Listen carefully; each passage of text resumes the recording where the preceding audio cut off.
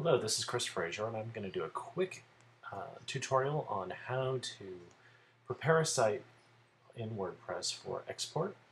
And I'm going to kind of follow through all the steps on my WordPress installation here. So there's a couple ways that you can export sites, and the way that most people think of exporting your WordPress site is using the tools and then export function. You can choose to export all your content, and if you hit download export file, that's going to give you a little file here, a little XML file that contains all of your posts. What it does not include, however, are your plugins. It doesn't include any of your menu settings, your theme settings. It doesn't include any of your plugin settings or any of your site settings. So it's actually a fairly minimally useful tool. So what we do use instead is a plugin called BackWPup. Okay, and if you type that in, you go to add new plugins, you'll be able to find it. So we're going to BackWPup, and look right there. So you can find it right there.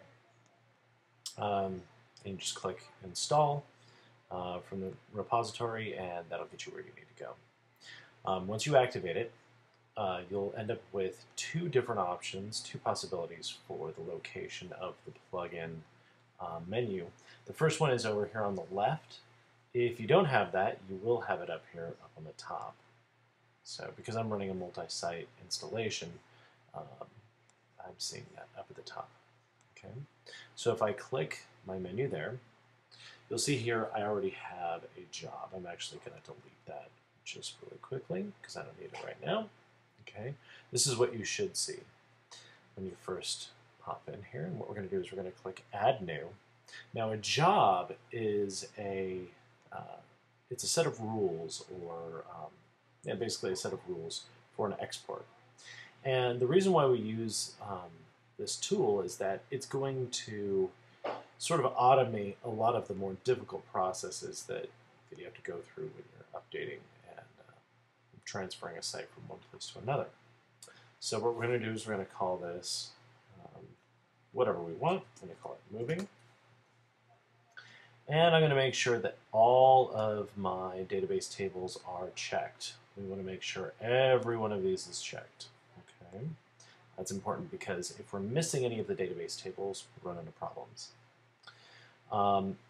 We also want to head on down here and make sure that all of our folders are checked. So we've got root, content, plugins, themes, and uploads. Okay, and in each of these cases, they're all selected. What that means is we're going to get everything from our site. Okay, we aren't going to be missing anything. You can include additional other folders, set up all kinds of different things in there. Then what we're going to do is go and set a backup folder.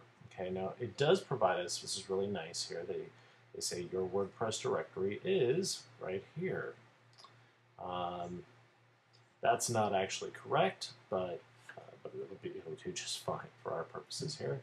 You can set it to any folder you want on your server. So if you're using like MAMP or WAMP, you could do something like users and then your username. So I'm going to say my username is C. Frazier here.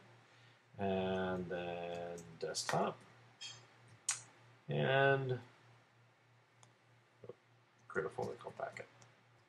There we go. Or I could send it to myself via email, or I can FTP it to a server. Doesn't really matter. There are all kinds of different options here. It's great. You could do it with Dropbox. If you have a Dropbox account, this is a nice, secure way to get access to these files. SugarSync, Amazon S3. Wow, they've got a whole lot of options in here. So the next step is to make sure that we have the job type set up correctly. I usually like to optimize my database tables and check the database tables. And you know what, while we're at it, let's do the XML export as well. Now it's going to be the same as if we had run backup function. All right, so we don't need to activate scheduling. That's really not a big deal because we're just going to run this once. We do want to make sure that we're exporting a zip file. We don't necessarily need to do a tarball or a gzip. And then we'll go and send the log if we have errors. So we save changes. Okay. And I have debug turned on, so that's why we're seeing these little errors, but it's just notices. All right, so now we're going to go to jobs. And this is going to tell me how big my site's going to be. So it does the analysis. It looks at it and says, okay, well, moving is, with the database, 14, and then we've got another 97 megabytes for the file. So that's good. That's about what I'd expect. So I'm going to click Run Now. Oh. Make myself a folder on my desktop. I guess it is important that the folder actually exists before you do this. So let's click Run Now.